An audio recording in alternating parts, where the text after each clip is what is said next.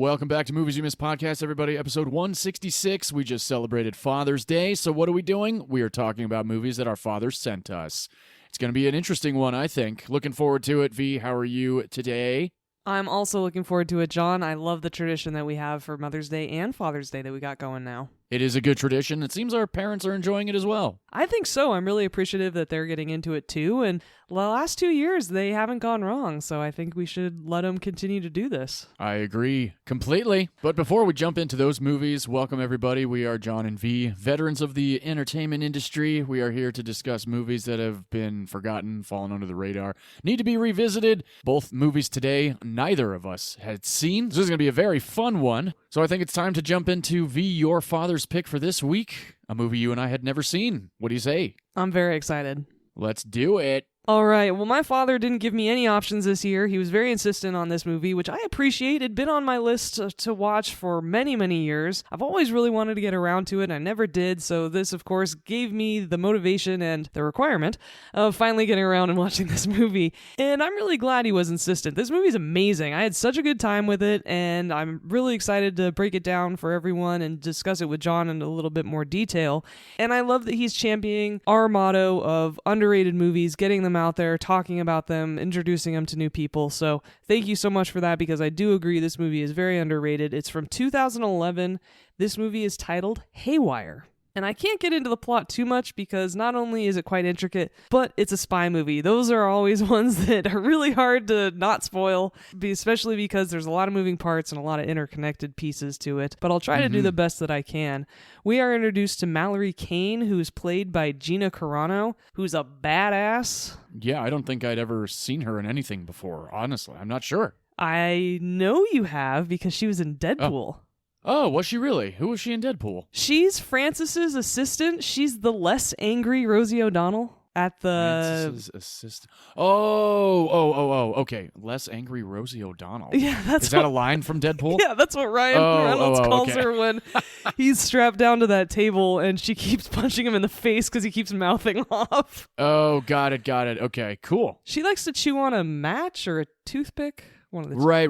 Yeah, now that you're explaining it, I got it in my head now, yes. Yeah, so she plays Angel in Deadpool. She was cool in that movie, too. Oh, she does a superhero landing at the end that Ryan Reynolds talks about, too, which is great. That's right. It's terrible on the knees. And she's also in Fast and Furious 6, playing one of Dwayne Johnson's agents. I don't remember Fast 6 very much. That one's really remember forgettable. Number 7. It has Owen Shaw in it, played by Luke Evans. He's Jason Statham's brother. Oh, yeah, that's right, because then Furious 7 opens up with Shaw going in and doing the whole opening monologue, which I think is one of the best openings in the freaking Furious franchise. I love that. I agree. I love number 7. Number 7's so good. And then Gina Carano is also in The Mandalorian recently, which you haven't seen, right. Because I think it's season 2 that she's in. One of the most boring and overrated shows.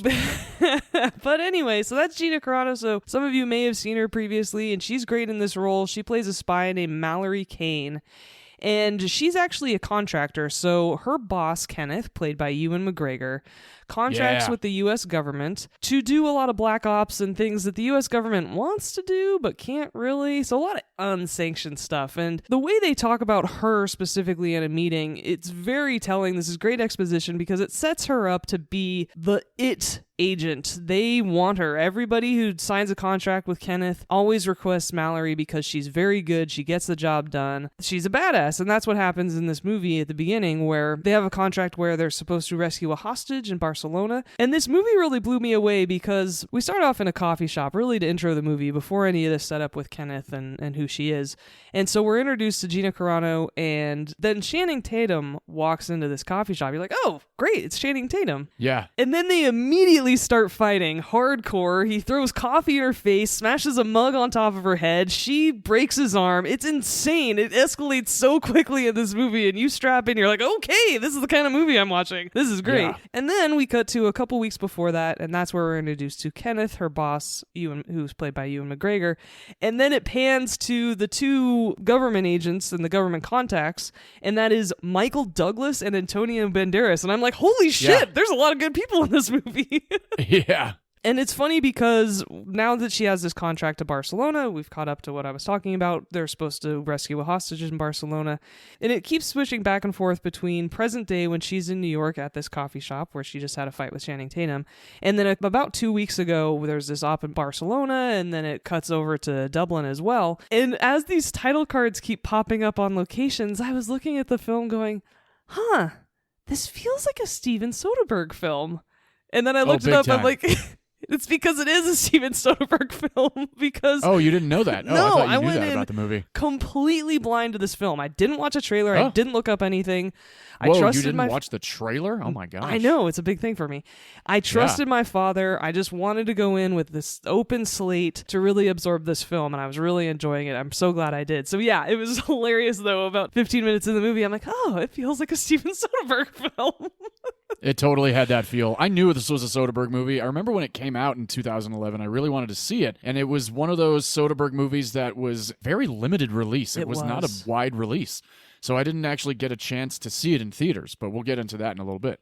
Which is wild because this is well after the Ocean's movies. Oh, yeah. So this Barcelona job happens, and it seems like it goes pretty well. And Mallory finally is allowed to go home. She has this really nice house, but there's boxes everywhere. It seems like she's always working. She's always traveling. She's always doing some op or another. She has a few moments to actually decompress, it seems like, before somebody's knocking at her door. Turns out it's Kenneth, again, played by Ewan McGregor, and he walks in and says, "Look, there's this op I have to have you do." She's like, "I just got home." Yeah, but the client is asking for you specifically. This will be an easy op. You just have to pretend to be someone's wife and introduce yourself to this rich guy. It's a contact. It's just some undercover stuff. It'll be really easy, and I know the guy who's going to pretend to be your husband. It'll be fine. Sounds very similar to Black Bag. Well, it is very similar to Black Bag because the man playing her husband is Michael Fassbender. Yeah. And he's pretending to be her husband while they go introduce themselves, and this is back in Dublin. Very cool locations where everything is shot. I love the cinematography in this movie. It definitely feels like they were on location for most of it, which is really nice. And it really struck me because I always thought that Black Bag, the movie that came out this year, that is one of my top movies for the year, that John just watched, that he really loved too, I thought that was Steven Soderbergh's first spy thriller. I stand corrected because this was. And there was a point in this movie right around this time where they're pretending to be husband and wife, and they're at this cocktail party, and they're meeting this rich guy who's a contact, and I started to feel like the movie was meandering a little bit, and I was starting to have a little bit of problem with the pacing. And then they get to the hotel room, and there's this massive fight in the hotel room, and I was right back in. Yeah. That fight was insane, and there was one point where Steven Soderbergh was asking them to be more violent with each other, actually. And so Michael Fassbender really threw her against this wall, even though it wasn't a stunt wall at all. It was a straight up wall. And she said that something just like snapped in her mind because it was just so aggressive, and you know, she kind of like her fight or flight got clicked on, right? And of course she's a fight, so she grabbed a vase and smashed it over his head, and that was not in the script. Oh, snaps. And she thought she was fired. She's like, oh shit, you know, because first time leading a movie and everything. She's previously an MMA fighter. And Fassbender just rolled with it, and Soderbergh was okay. He thought it was great, and they kept it in the film. That's awesome. Yeah, and so now things have gone from weird to bad, because first the job in Barcelona seemed a little weird but okay, but now things have gone off the rails. Something's wrong, because this guy who was pretending to be her husband, who she thought was a contact, just tried to kill her, so she goes underground and has got to figure out what the hell's going on. And then we get introduced to her dad, which I yelled at the TV, because I was like, Jesus, this is amazing! Like, how many great people are in this movie? I'm not going to spoil who plays her dad, because it was such a great reveal, because they mention him a couple times in the beginning of this movie, and I'm like, oh, who's her dad gonna be?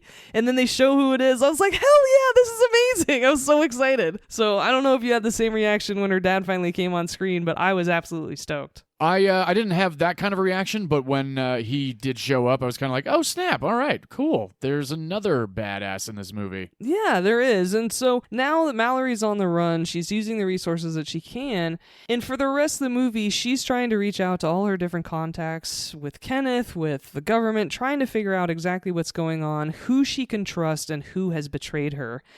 And she is a one-woman wrecking crew when it comes to people who cross the line. And I love that about this movie. I love that about any female-led action movies or spy thrillers. There were a couple of scenes that I felt like she was a bit of a new actor, which she was, and that's okay. Especially the scene in the airport hangar with Michael Douglas. He was very naturally delivering his lines, and she felt a bit wooden. And so that was a scene in particular that I noticed that I was like, okay, well, she needs to get a little bit more comfortable with scripts and delivering lines and stuff like that. But overall, I think she carried the movie pretty well. Yeah, it was pretty good. She was good. Good, I'm glad you think so. And so, like I said, for the rest of the movie, she's trying to figure out who's betrayed her and who she can trust. And I really love how everything's interconnected. I like the flashbacks. I really like Channing Tatum's role in this movie as well. I had a really good time with it. It's not as exciting as Atomic Blonde, and it's not as tightly written as Black Bag, but I still think it's a solid spy thriller. I would give it a B. It's certainly better than Salt, the Angelina Jolie spy movie. Oh, never saw that one. Oh, yeah, it's not that great. I had a really good time. I hope you did too. It was a great first watch, and thank you, Dad, for recommending this movie. It certainly was entertaining. I thought the action sequences were pretty good. I will agree with you on the pacing at one point or another, and then it finally kind of kicked back into gear. I did kind of start to get a little weary, but it wasn't like it was like 15 minutes of pacing off. It was just a few minutes, but it felt like everything was so hard-charged and fast that when that pacing issue kind of came up, I was like, okay, this needs to change quickly. And it did, and I thought that was great. I liked a lot of the action. The opening sequence is a blast. I think the one thing that threw me the most was the fact that she grabs that car with the kid in the diner and they go on that drive together. That was very random. For whatever random. reason. Yeah, I was kind of like, why didn't she just take the car and go? But I guess we needed some way to exposition a little bit more of who she was and whatnot. That was another thing, too, that kind of threw me off. I was like, why is she telling this dude? And then I thought maybe he was there to help her out. Totally. So, like, I thought he was involved in the story in some way. Yeah. So that was a little bit of an off-put for me. But overall, I did have a good time, and I was glad that I finally got to watch it all these years later because I remember when it came out, and I was like, man, okay, so we got Banderas, Michael Douglas, Ewan McGregor, and a handful of other people, and I had a great time with it. So yeah, definitely glad that we were able to check it out for the podcast. So thanks, Mr. McClure, for bringing it to our attention. I'm so glad to hear that you enjoyed the movie too. And the other piece of the movie that I had a little bit of a problem with was Ewan McGregor's accent. He was trying to be American, but it just was not working. It was sometimes he can do it, and sometimes he can't. I don't know what it is. Maybe it was the whole he's a spy thing. I don't know. It was a little weird. It was a little weird. It was very inconsistent. I could tell it was very obvious that he was trying to do one and that's a funny thing. People from the UK are usually really good at American accents, and for some reason, he just wasn't able to. Maybe because he's Scottish, he has too much of a brogue. But that was the only other thing for me that took me out of the movie a little bit. I was like, "Oh, Ewan, you gotta get a little bit more on that American accent for me." Yeah. But yeah, otherwise, I had a great time. I'm so glad you did too, and we can finally cross it off our lists. Yes, we can. Yeah. So not only are all these wonderful people in the movie, but Lem Dobbs wrote it and Steven Soderbergh directed it. Now, they used to be a writing-directing team. Lem Dobbs also wrote Dark City, The Score, the one with Robert De Niro and Edward Norton. Not sure if you ever saw it. I have, yeah, and Marlon Brando's in that one too. Yeah. He also wrote The Limey, which Soderbergh also directed. Oh, yeah. Gotti, that super, super shitty John Travolta movie. Gotti. Oh. About John Gotti. Oh. It was terrible. Yeah. But also the more recent movie Lee that I watched last year that stars Kate Winslet. Oh, cool. So that's Lem Dobbs. And Steven Soderbergh, I'm sure a lot of people will recognize the name at least. He directed Sex, Lies, and Videotape from the 80s.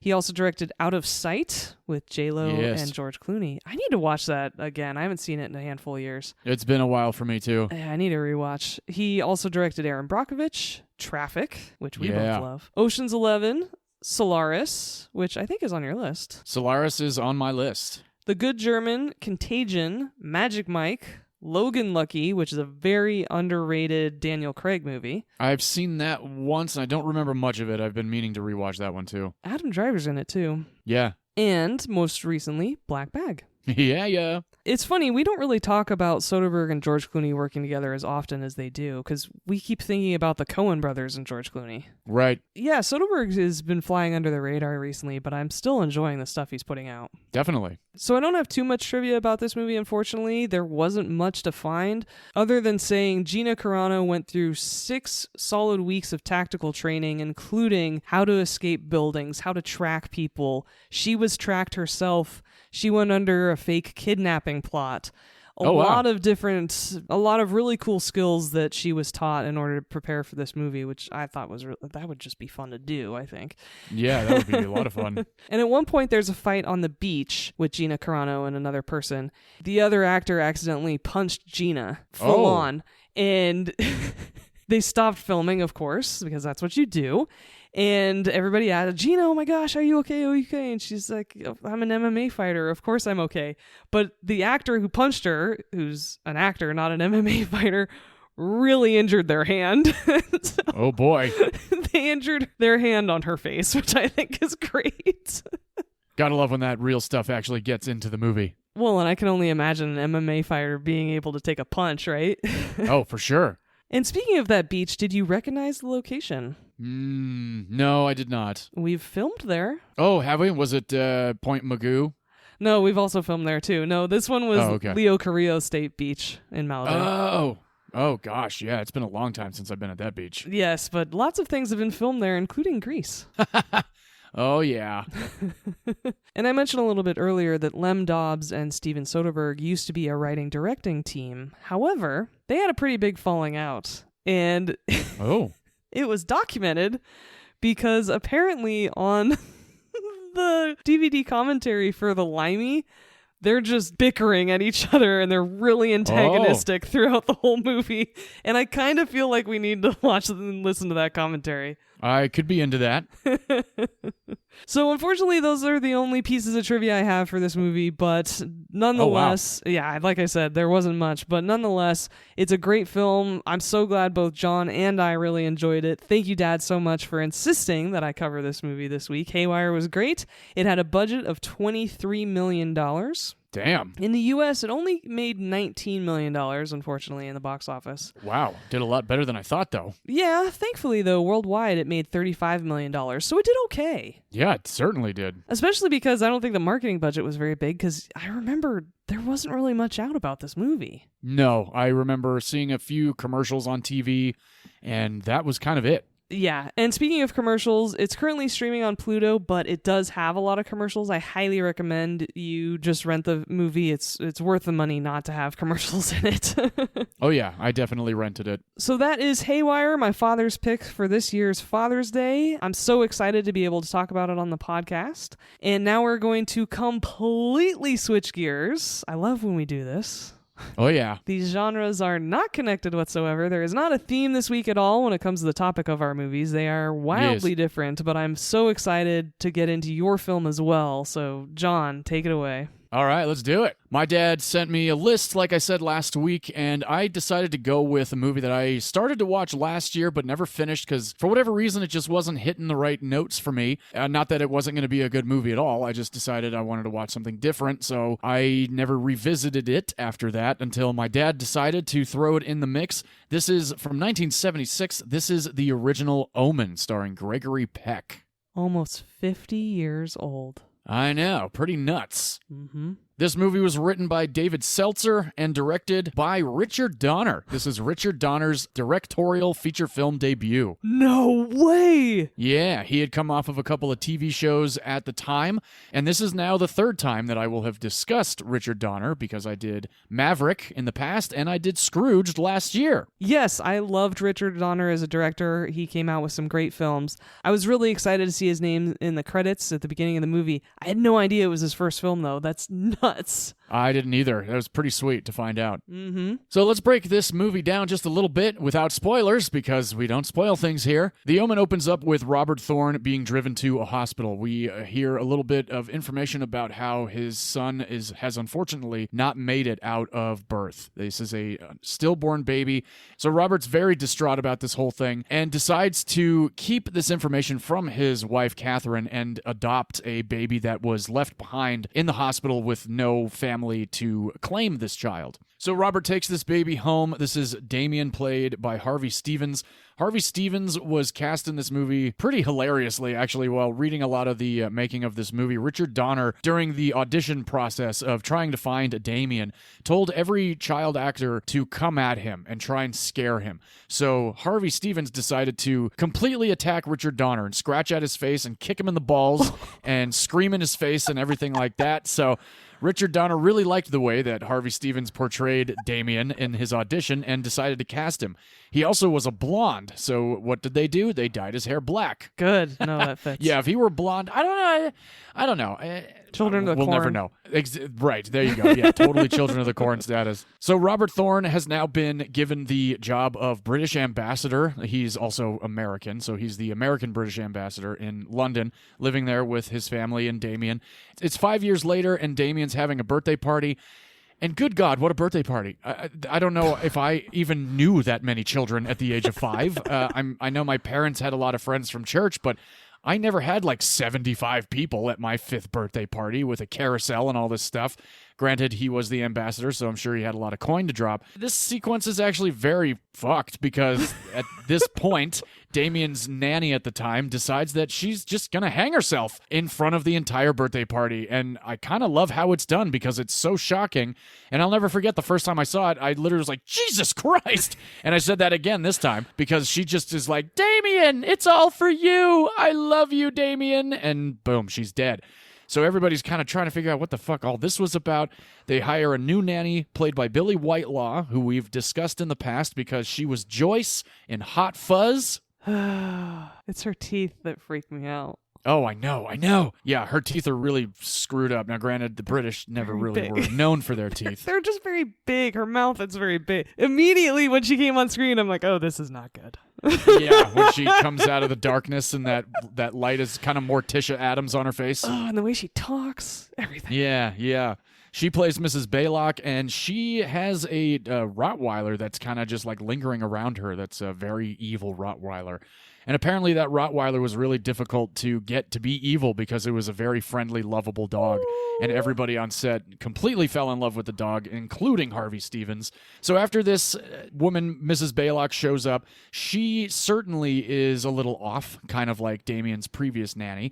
And certain happenings kind of start to follow Damien and Robert and his wife around not only London or their house, but people that have been involved in the birthday party, including a photographer, Jennings, played by David Warner. And I discussed him very briefly when I discussed Titanic because he is Billy Zane's right-hand man in Titanic. I will always remember, just because I saw it first, I will always remember him as the scientist in Teenage Mutant Ninja Turtles, Secret of the Ooze. Yes.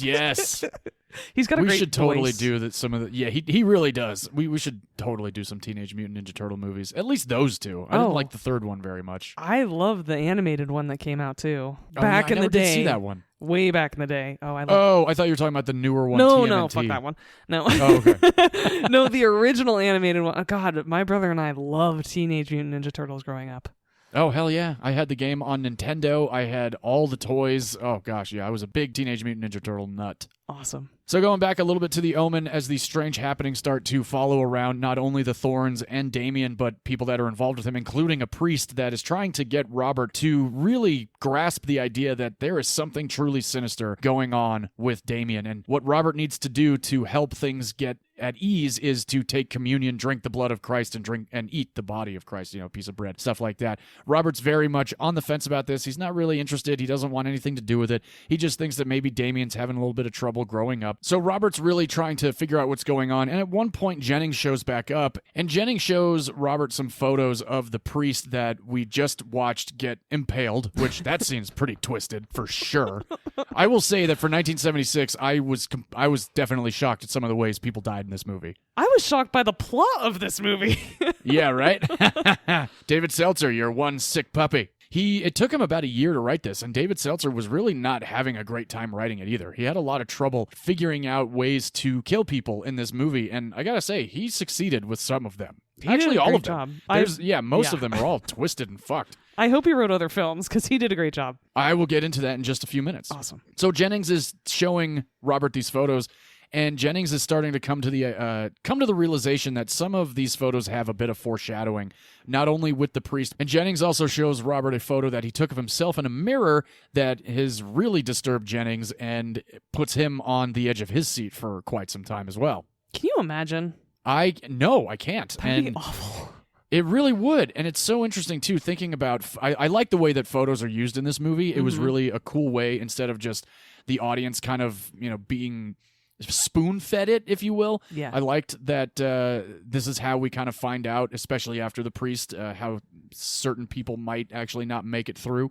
Especially because in the beginning, when he's just developing the photos of the priest, I wasn't quite sure what he was seeing. I like that they don't just hit us over the head with all of this, that we had to pay attention. And in the first couple of pictures, I'm like, okay, what exactly is going on? I'm not picking this up. And then when he's showing Robert, you realize what's going on. You're like, oh, that's what he was looking at before. And I love that they slowly showed us that sequence. Same. And it's interesting, too, with photos back in the day that were taken on film that you would develop, there'd be those orbs, and, people would just kind of say, like, oh, well, that's a grandmother or a lost relative around your child, stuff like that. And I think Insidious uses that as well. Certain movies use photos as a way of moving the story forward, and I like how it was done in The Omen big time. Agreed. So Robert and Jennings, the photographer, start to go across Europe to figure out what exactly is the issue with Damien and where Damien's mother, his birth mother, since we never actually meet her in the hospital at the beginning of the movie, where she came from.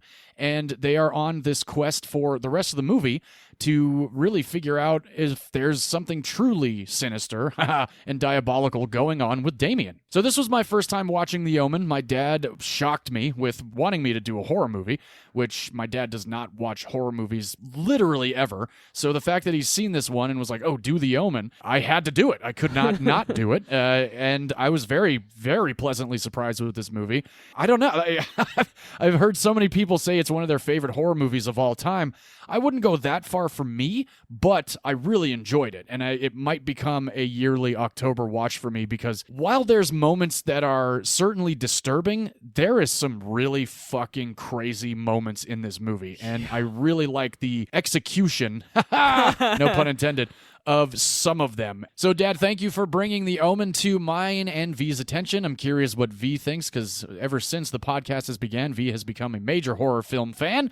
So I'm wondering, V, what did you think of The Omen from 1976 with Gregory Peck? Well, all thanks to you, I've become a major horror fan. Yes. This is absolutely going to be a yearly watch for me. This movie is totally incredible. It is now one of my favorite classic horror movies. I actually liked it better than Carrie. I think I like it better than The Exorcist. Oh, damn. Whoa. Yeah. Wow, that's high praise for sure. I loved this movie. It was so audacious with this script. I cannot believe some of the things that happened in this film, and it just kept amping up. And it wasn't to a point of ridiculousness. It was just, this is 1976. I cannot believe they were allowed to get away with some of the stuff in this script. Right. Very impressive. It was absolutely disturbing, completely terrifying. I was very uncomfortable after finishing this film, which is exactly how a horror movie is supposed to make you, so hats 100%. Off to it. I had such a good time watching this movie.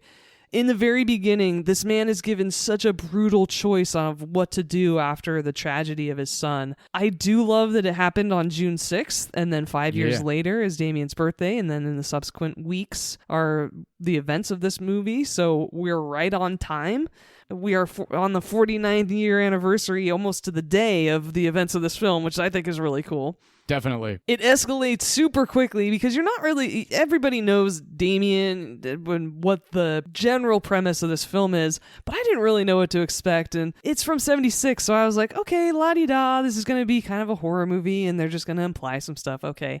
And then, just like my movie, it escalates so quickly with the suicide of that nanny jumping off the roof, and you're just like, holy shit! All right, we're in.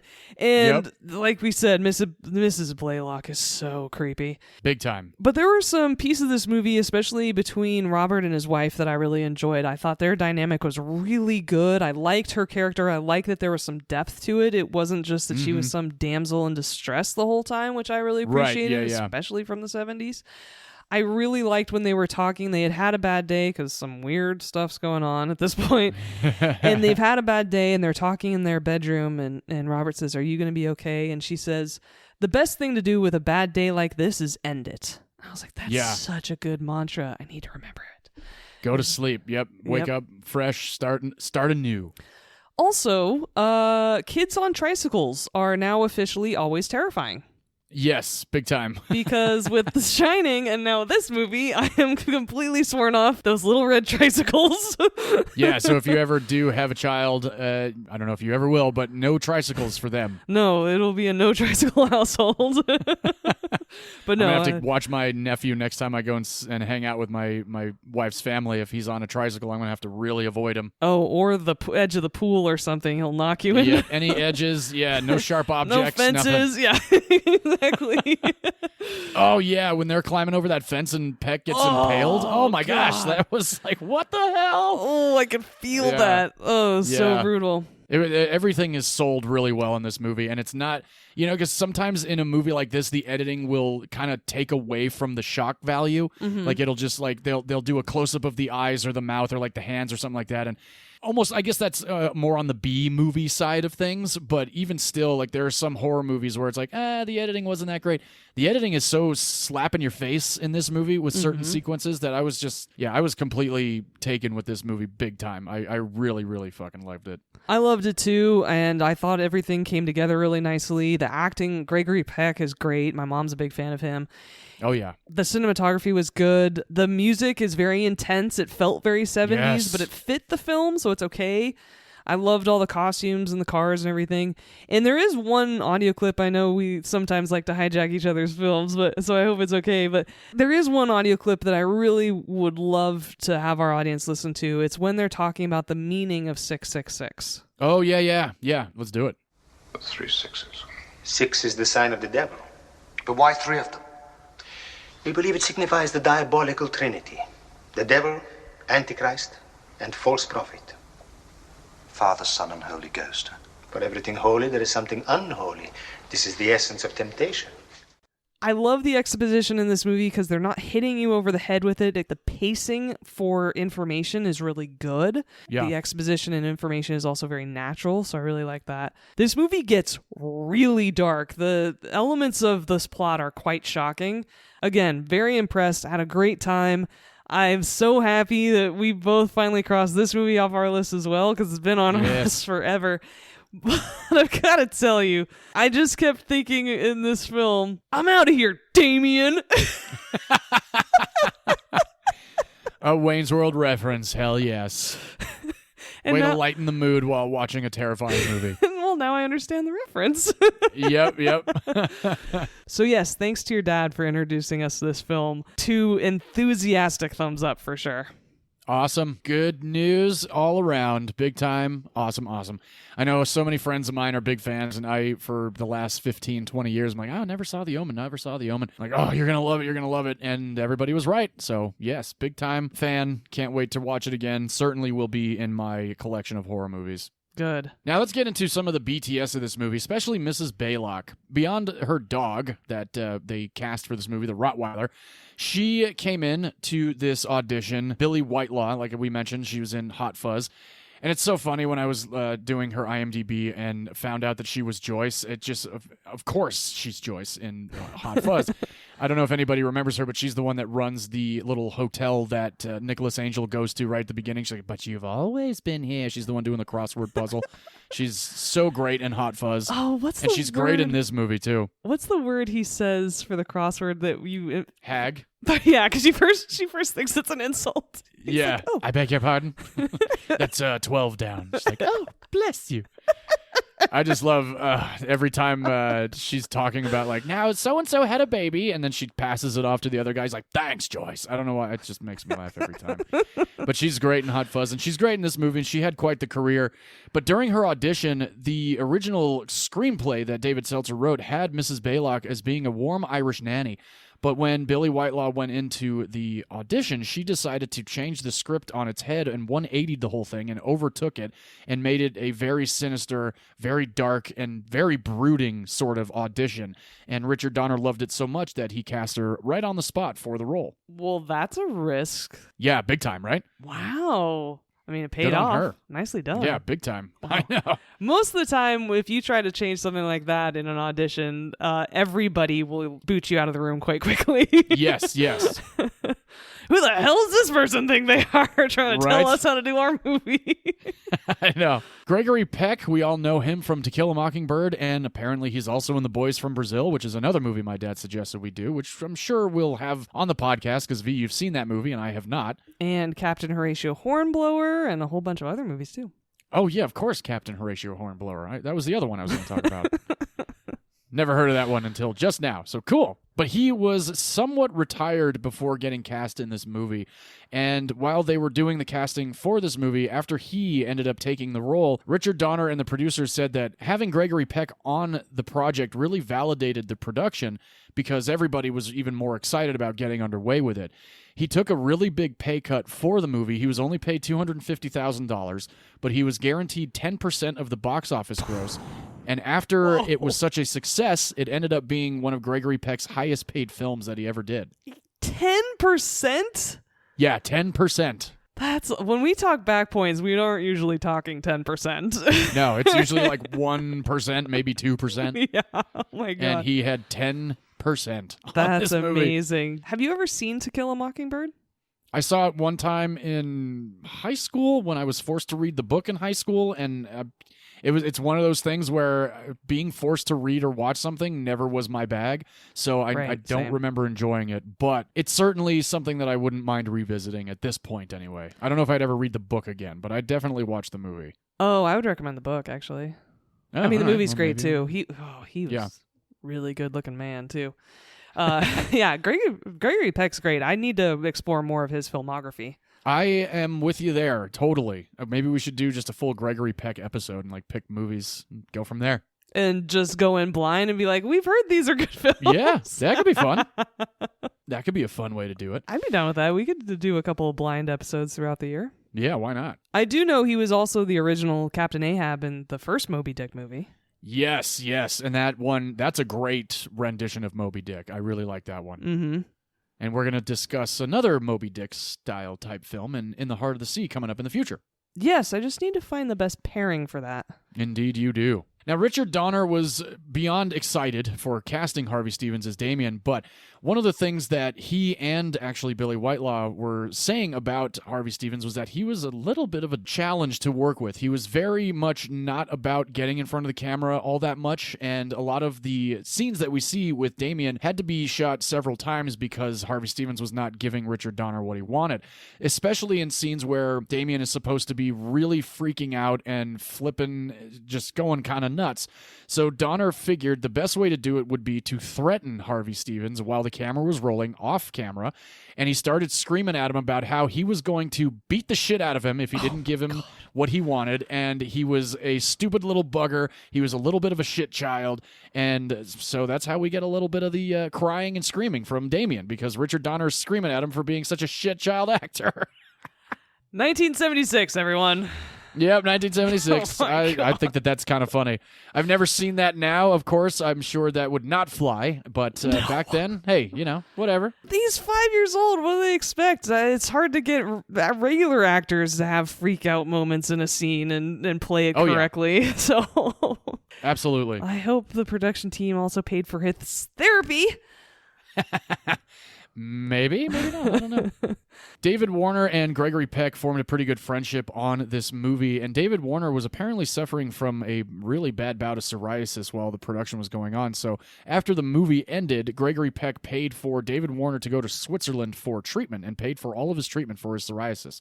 I just thought that was pretty cool, so I wanted to kind of tip my hat to Gregory Peck for that. That's pretty neat. That's nice. This movie, though, while in production, was plagued with a lot of strange happenings. Like Poltergeist. The Exorcist, The Ring, so many different things. This was considered a cursed project. Gregory Peck and David Seltzer being the writer, at one point they were both on two separate planes on their way to set to shoot this movie, and both of their planes were struck by lightning. Holy shit. Yeah.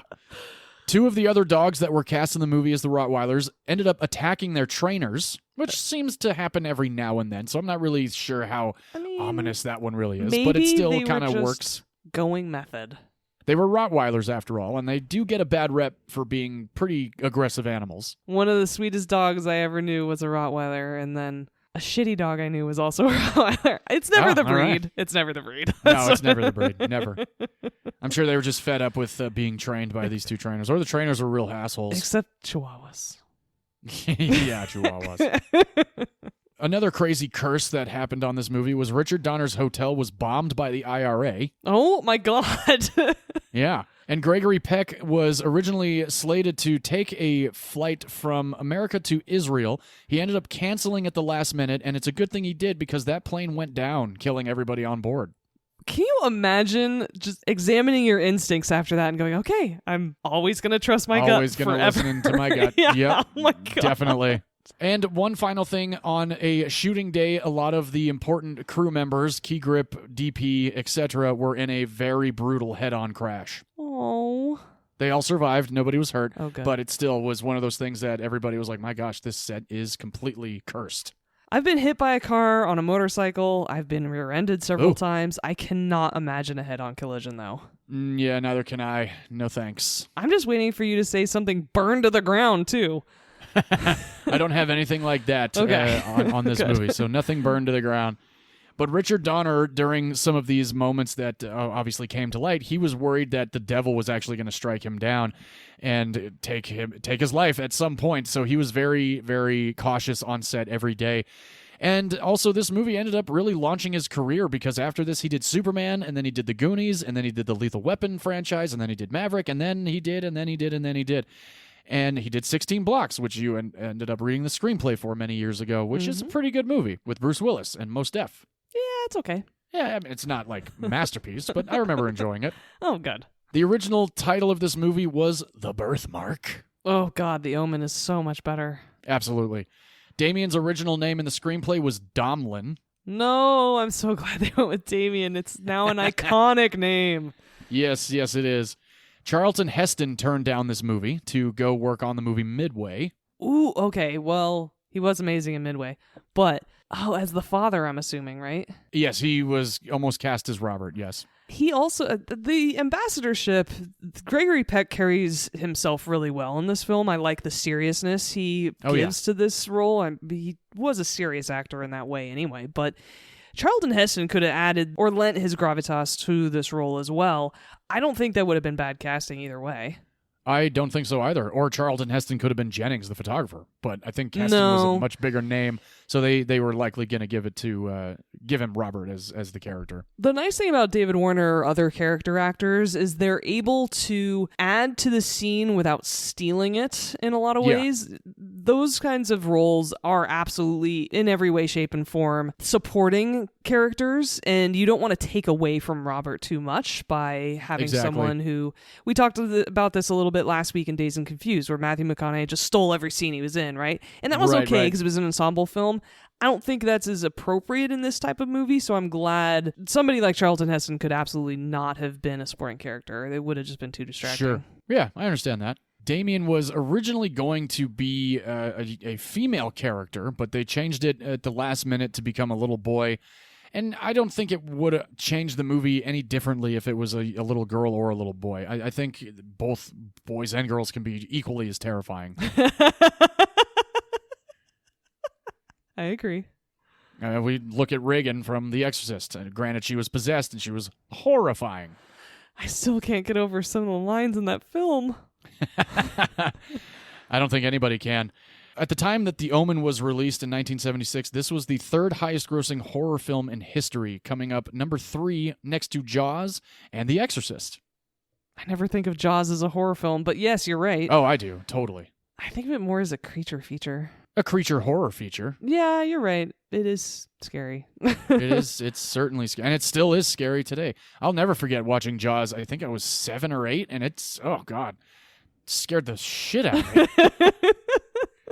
And then years later, we have that Jaws-like kind of Hostess commercial. You remember that one with the woman on the tube? And like, where's the cream filling? Where the one shark comes up and like Do you remember that commercial? No, I don't. I just remember, you don't remember Jaws 3D and Back to the Future 2, and he comes and snaps at Michael J. Fox. Yes, that's right. Yeah. And then he goes, "The shark still looks fake." Yeah, such a good line that I did not get as a kid. Oh, no, neither did I. There was another actor that was offered the role of Robert. He turned it down, and he said that it was one of the stupidest moves that he made in his career. We love him. He just turned 99. He is the man. He is the dancing man. He is Dick Van Dyke. No way. Yeah, Dick Van Dyke was offered the role of Robert. Can you imagine Dick Van Dyke in the Omen? That would have been so crazy. The funny thing is that we always think of Dick Van Dyke in all of his musical and comedy roles, but he was in Diagnosis Murder for a long time. He had done a lot of serious parts. I bet he would have been amazing. I think he would have been absolutely great. But only with a Cockney accent. Absolutely. Maybe that's why he turned it down, because he couldn't do his Bert accent from Mary Poppins. Probably. If I ever meet him, I'm going to ask him that question. A lot of people thought that this was a sequel to Rosemary's Baby. Ooh, I could see that. Yes, I never did see Rosemary's Baby, so I'm excited. I think it's on your list for future picks in October. From my mother. Ah, well, there we go. Another Mother's Day episode. Ooh, creepy. Our parents coming through with some horror movies. Yes, I love it. This was also considered by Entertainment Weekly to be the 14th scariest movie of all time. Of course, The Exorcist still holds the number one spot for scariest film of all time at Entertainment Weekly and in so many other people's eyes. And I don't know if you can go any scarier than The Exorcist. It's so fucking terrifying. It's incredibly well made, and I know we've discussed it here on the podcast before. It never hurts to mention it again. It really doesn't. I love any opportunity to mention movies that we've done in the past that we love so much. So yes, I think it really depends on your definition of scary, because there is the scary disturbing, which this film and The Exorcist absolutely is. Or there's the scary jump scare, which a lot of newer slasher movies and movies we go see in theaters these days are. Right. And I really think it just depends on the lens you're using for the term scary to make that list. And I would even argue it could be two different lists. Sure. Yeah, I could argue with you on that one as well. Because The Conjuring is, I think, the scariest movie I've ever seen. Oh, perfect. And that does have several jump scares in it. Hereditary is in my top 3, I think, scariest movies I've ever seen. Hell yeah. 2 movies I introduced you to. That's right. And this, I think, would definitely be in my top 10 of scariest movies. Oh, awesome. It's Look just at that. The whole premise and everything that happens is just so terrifying, and it's very realistic. It was all very believable, because you know how sometimes with horror movies, there's a supernatural element, like The Conjuring, for example. And so it's easier to separate yourself a little bit from the film. Whereas this one, you're like, oh no, this prophecy is completely realistic, and it could totally happen. Yeah, no, totally buy that. Absolutely. The heaven and hell horror movies are the ones that usually scare me the most, and even though The Conjuring is supernatural and witches, there's still demonic aspects to it. Mm-hmm. So yeah, I would put The Conjuring as one of the scariest movies I've ever seen as well. I'll never forget the first time I saw that movie. Yeah. Absolutely fantastic. Same with Hereditary. So many great horror movies out there that truly get under your skin and scare the hell out of you, and I'm glad I've been able to do that. For you, V. Me too. So, The Omen was released in 1976, June 25th to be exact, which would have been great if it was June 6th, like the day that Damien was born. But also that means that we're very close to the anniversary of this movie. We are. We're about a week away from it since this episode will come out on the 18th. We are literally less than 7 days. Oh my gosh, a full week. 1 full week ahead of schedule to hit the 49th anniversary of the release of The Omen. Yeah. Now this budget, V, I'm going to let you guess. The budget of The Omen from 1976. Gregory Peck, what do you think the budget for this movie was? Well, you did say that he had to take a pretty significant pay cut, so I'm going to guess $3 million. Ooh, you are $200,000 short. It was a $2.8 million budget. Yes, finally getting close again. Yes, you are. The opening weekend pulled in $4.2 million. The domestic and worldwide box office were the same at $60.9 million. Did very, very well, and I'm sure Gregory Peck was Yeah, he was completely happy with that paycheck at the end of the day. Holy shit. Now, 1976, I have not done that year before, but you have, V. So let's discuss through some of the highest-grossing films of 1976. Number one, I think you've seen, I have not seen, and I don't ever really care to see because I just don't have any interest in seeing this movie or series, but a lot of people tell me I need to. I am the tiger. Oh, God, Rocky. Yeah, first Rocky was the No. highest-grossing film of 1976. You don't need to watch it. Great. I don't want to. Okay. The second highest grossing film was I think this was the second remake of it, because there was another remake of it a few years ago with Pretentious Cooper and Amazing Lady Gaga. Oh, one of the Star is Born. Is that the one with Chris Christopherson? I believe so, Yeah. yes. And I think it's Barbara Streisand is the I singer. think you're right. Yeah, Yeah. yeah. I never saw it. I hear that one's great, but I hear, of course, the Judy Garland version is the best one. Yeah, so second remake. Number three, a 1976 version of King Kong. Ooh, haven't seen that one yet, but now I want to. I know, I haven't either. Number Unless five. it's ass, obviously. It might not be very good, but it's probably worth checking out. The fifth highest grossing film of 1976, V, a past pick of yours, which last week's episode you mentioned, but I did not understand the reference. All the President's Men. Yes, indeed. Great movie. Yes, it was. And the sixth highest grossing film of 1976, my pick and my dad's pick for this week, of The Omen. Fantastic. Yes. So that is The Omen, and that is our Father's Day episode. If you care to watch The Omen, it's not streaming anywhere. I rented it on Amazon for $3.99, completely worth it. I believe the 4K came out a few years ago, so I will likely get that because I would love to watch some of the behind the scenes and listen to possibly the commentary from Richard Donner on that one. So yeah, this was another success of Father's Day episodes. I'm very, very happy with the choice that my dad gave us and with the choice that your father gave us as well. Me So too. thanks, dads. Yes, thank you, dads. Me too. And The Omen is worth every penny of the rental fee. Watch Absolutely. that film. Same with Haywire. They're both great. I completely agree. So, V, I'm curious, would you watch Haywire with your grandmother? I would totally watch this film with my father's mother, which is fitting for this week. And for obvious reasons, I'd watch it with my father. There's no sex scenes in it. The action is great, but there's not really much gore. There's only a little bit of blood. A couple people get shot. But Yeah. otherwise, it's just a solid action film, and I think anybody 14 or 15 and above could watch it. Yeah, I agree with that. And John, I know you would watch The Omen with your grandma. I would with my mother's mother. Yes, Yeah. absolutely. I'm positive that my grandmother had seen it before as well. So, yes, I absolutely would watch The Omen with my grandmother. Given it's a horror movie, I assume that it's right up her alley. Indeed it is. Awesome. Good stuff all around. Thank you, fathers, again for these films. Thank you for bringing them to our attention. So excited that we got to see these both. And next week's going to be a lot of fun because we are finally going to be diving into our very first mid-year review of the year 2025 of movies you should miss, movies you could miss, and movies you absolutely cannot miss from January to June.